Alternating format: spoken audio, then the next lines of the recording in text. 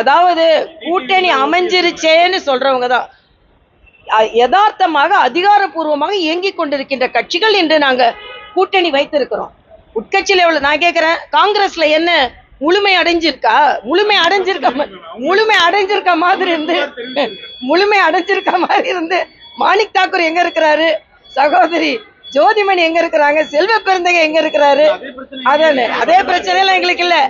நாங்க வெளியே முழுமையா தெரிஞ்சா கூட அது தெரியுது. இங்க அப்படி இல்ல, தெரியாம உள்ளுக்குள்ள புழுங்கி கொண்டே இருக்கிறார்கள். காங்கிரஸ் இப்ப திமுக கூட இருக்குமா இல்லையா நமக்கு தெரியாது. அண்ணன் திருமாவளவன் உள்ள இருக்காரான்னு தெரியாது. நாங்க யார் இருக்கிறோமோ அது தெரியுது. அதனால நிச்சயமாக நாங்கள் பலமாக இருக்கிறோம், அவங்க பலமாக இருக்கிற மாதிரி பலவீனமாக இருக்கிறார்கள் என்பதுதான் எனது கருத்து. அதனால எப்ப பார்த்தாலும் அமித்ஷாவே ஞாபகத்துக்கு வந்துட்டு இருக்காரு.